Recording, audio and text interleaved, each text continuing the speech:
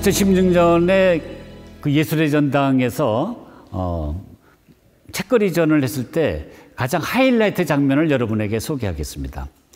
이 전시장은 좌우가 너비가 20m고 높이가 20m입니다. 굉장히 큰 전시장이에요. 그런데 이제 이 병풍은 보통 한 4m 정도 됩니다. 그래서 한 20m 되니까 병풍을 한 3개쯤 놓으면 되겠지 하고 저는 이제 이렇게 계획을 했습니다.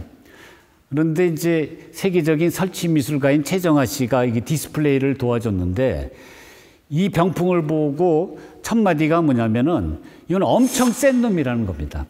그러니까 여기서 뭐 기가 세게 나오기 때문에 좌우의 병풍을 치우고 이 병풍만 놔두라는 거예요. 그래서 이제 그분의 그 조언대로 그 좌우 20m, 높이 20m의 이 병풍 하나만 이렇게 라이팅을 했는데 놀랍게도 이 병풍이 그 큰 공간을 장악을 하는 거예요. 그래서 그 비결이 뭔가 하고 제 나름대로 이렇게 이제 생각을 해보니까 이게 원래 그 호피도, 물론 이제 표범 가죽입니다만 이걸 호피도라고 합니다. 근데 이게 표범이 한 폭에 한 마리씩 있기 때문에 8마리 표범이 포효를 하는 거예요. 그렇기 때문에 이게 에너지가 강할 수밖에 없다고 저는 생각을 합니다. 물론 이제 최정아 씨는 그래서 그런 게 아니라 뭔가 자기의 어떤 직감적인 이런 능력으로 이 에너지를 이제 파악을 한 거겠죠. 그런데 이 호피도에는 또 재미난 사실을 알 수가 있습니다. 여러분 이제 자세히 보시면은 여기에 그 책거리를 그린 그림 그 주변을 보면은 나중에 이걸 오려가지고 그려 넣은 것을 우리가 알 수가 있습니다. 이거는 뭐냐면 원래 그 호피도를 갖고 있는 분이 어느 날 갑자기 또 마음이 바뀌었는지 여기에다가 화가를 또 미나가를 불러다가 책거리를 그려달라고 이제 주문을 한 겁니다. 그래서 우리가 이분은 뭐냐면 본인이 무뿐만 아니라 원래 이제 무관들이 이제 이런 것들을 되게 좋아하는데 나는 무뿐만 아니라 문물을 겸비한 사람이다. 또 다른 말로 하면 호랑이는 죽어서 가죽을 남긴다면 사람은 죽어서 뭘 남깁니까? 이름이 아니라 책거리를 남기죠. 그래서 이제 이러한 것들을 우리가 문물을 겸비했다는 것을 이제 표현하고 있는데 여기에 이제 그 휘장을 이렇게 이제 올려서 펼쳐진 이러한 그 서재의 그 장면을 보면 이 사람이 어떤 사람이라는 걸 우리가 알 수 있습니다. 아까 말씀드린 것처럼 물건은 바로 그 사람의 어떤 삶을 표현하기 때문입니다. 예를 들어서 이제 그 윗부분에 보면은 우리가 석경이라는 악기와 그 다음에 이제 그 공작고리와 생황이라는 악기가 있습니다. 이 세 가지는 전부 다 바로 그 승진, 출세를 상징하는 겁니다. 예를 들면은 석경의 그 경자는 그 경사스러운 경자하고 발음이 같습니다. 그래서 우리가 펀이라고 그러죠. PUN. 그래서 발음이 같으면은 이 석경이 출세, 경사가 되고 경사스러운 일이 바로 석경이 되는 겁니다. 그 다음에 이제 그 밑에에 보면은 여기 우리가 약탕기가 있습니다. 약탕기가 있고 그리고 또 최구에는 그 안경이 얹어져 있는데 이거는 이제 뭔가 그 중년 이상의 뭔가 그 몸이 아프다는 걸 우리가 알 수가 있는데 아마 모르긴 몰라도 아마 뭐 고혈압이라든가 뭐 당뇨와 같은 이런 병을 앓고 있는 것 같습니다. 그리고 또 이제 그 밑에는 이제 문방구가 있고 또 우리가 이 책상 그 안쪽에는 이분이 이제 평소에 즐겼던 뭐 바둑이라든가 아니면 이런 놀이기구를 이렇게 숨겨 놓은 걸 우리가 알 수가 있습니다. 미국에서 우리가 아시아 미술 콜렉션으로 유명한 데는 샌프란시스코 아시아 미술관입니다. 이거는 이제 샌프란시스코 그 시청 앞에 있습니다만은 자랑스럽게도 실리콘밸리에서 돈을 많이 번 이정문이라는 분이 이거 도네이션한 이런 건물입니다. 근데 그 샌프란시스코 아시아 박물관에 작은 이런 책거리가 있습니다. 근데 이 책거리를 보면은 그 다들 이 책값을 뭐냐면 그릇 받침으로 쓰고 있습니다. 그래서 저도 그 대학교 때 그 자취 생활을 했는데 그때는 이제 라면 끓이다가 이제 급하면은 막 그릇 위에다가 이렇게 냄비를 얹어 놓았던 경험이 있는데 어쨌든 간에 이제 저는 이제 책을 갖고 이렇게 이제 뭐 강의하러 다니는 이제 이런 신세가 됐습니다. 그래서 약간의 어떤 이런 제의식을 느끼는데 이 그림을 보고 우리 조상들도 보면은 책을 전부 다 이 책받침으로 썼구나 하는 거를 우리가 알게 됐습니다.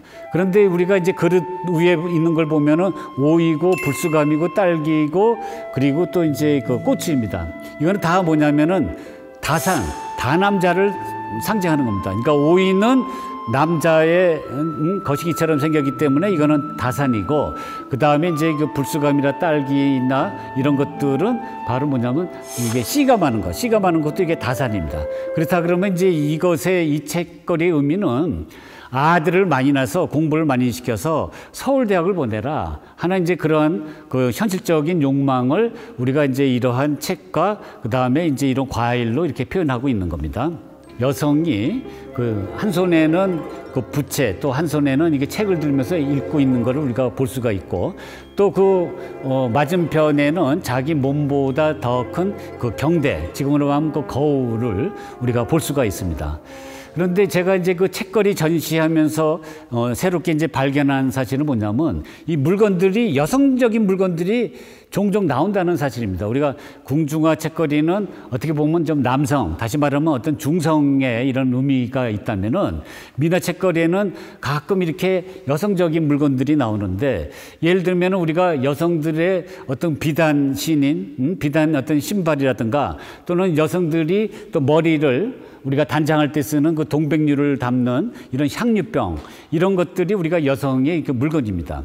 그런데 이제 그 같은 그 병풍 안에서 그 아래에 보면 그 수박이 있고, 수박을 가운데 있는 그 은장도에서 이렇게 장도 갑에서 꺼내가지고 완전 엽기적으로 푹 찔른 장면을 볼 수가 있습니다. 그래서 저는 이제 이 장면을 보고 굉장히 고민을 했습니다. 왜냐하면 우리가 미나 속에서 수박은 그 위를 잘라서 씨를 내 보임으로써 그게 이제 다산 또는 이제 다남자를 상징하는데, 도대체 이 수박을 이 장도로 찔른 이거는 뭘 의미할까? 그거는 저는 이렇게 풀었습니다. 그러니까 수박이라는 거는 다남자, 다산의 상징인데, 이거를 푹 찔렀다는 거는 그거를 부정하는 퍼포먼스가 아니냐. 다시 말하면은 이 여성의 그 서재의 주인공은 나는 씨바지가 아니다, 나는 애기 낳는 기계가 아니다 라는 그런 메시지를 아마 우리에게 하고 있지 않나, 이렇게 생각을 합니다.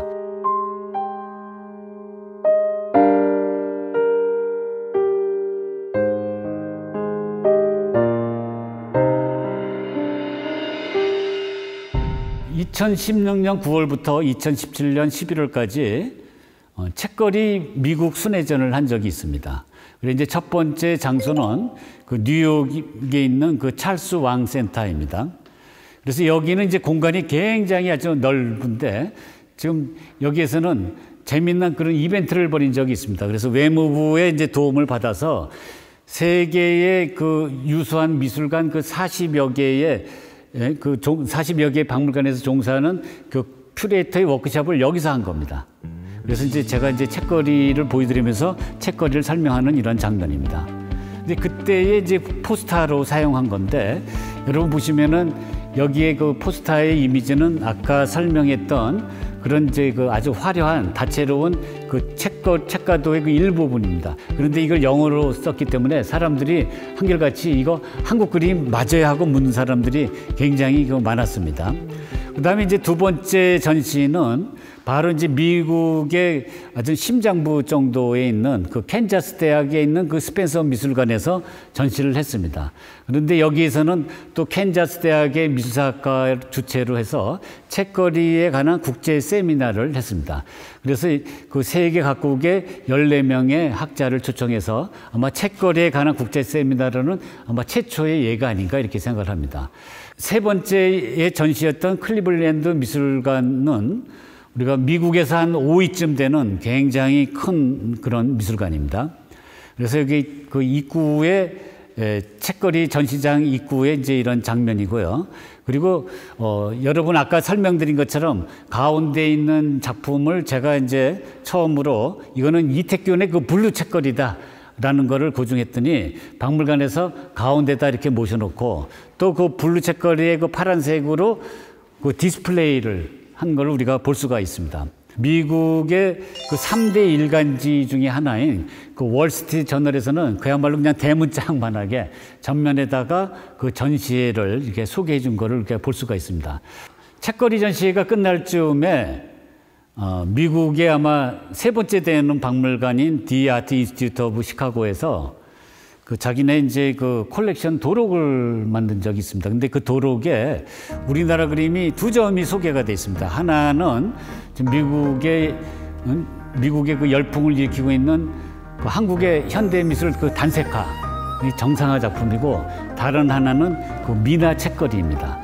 그런데 여러분 보시면은 그 미나 책거리는 왼쪽 오른쪽에는 그 폴 세잔의 정물화가 있는데, 폴 세잔의 정물화는 이거는 세계적으로 유명한 정물화입니다. 그리고 왼쪽에 미나 책거리를 소개하면서 미나 책거리는 코리안 스틸 라이프, 이거는 한국의 정물화다라고 이렇게 소개를 했습니다.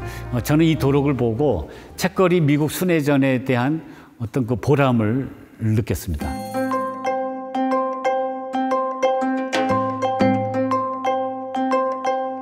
궁중화 책거리는 한마디로 얘기하면은 세계를 향한 어떤 그 열린 사고가 담겨 있는 그림이다, 이렇게 볼 수가 있습니다. 그래서 우리가 중국의 가구, 또 중국의 도자기, 또는 서양의 물건, 그리고 서양의 기법으로 표현돼서 뭔가 우리가 폐쇄적인 사회 속에서 뭔가 이제 세계를 향한 어떤 열망이 표현된 그림이다라고 표현할 수가 있습니다. 반면에 이제 미나 책거리를 우리가 한마디로 얘기하면은 삶의 이야기다라고 이제 정리를 할 수가 있습니다. 그러니까 미나에서는 이 삶하고 그림이 이렇게 밀착되어 있는 겁니다. 그래서 삶 속에서 우러난 정서 또는 감정, 이야기들이 아주 그냥 짙게 우러난 이런 그림이다, 이렇게라고 볼 수가 있습니다. 그래서 우리가 미나 책거리는 우리의 또는 한국인의 삶과 희망이 녹아있는 그림이다 라고 이렇게 정리를 해볼 수가 있습니다.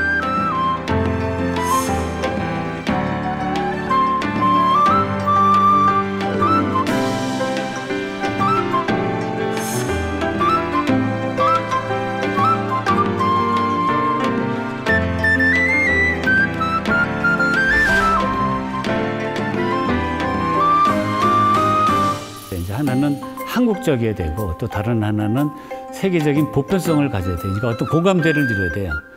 책거리는 두 가지 조건을 다 갖추고 있어요.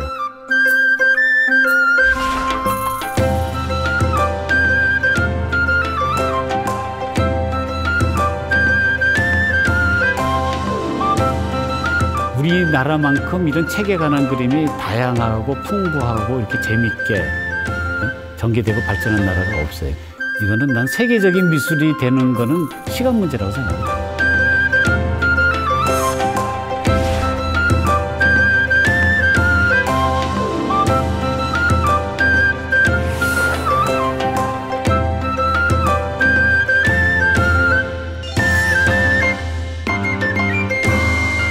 사람들이 이 그 책거리의 가치를 알 때까지 저는 열심히 아마 알릴 겁니다.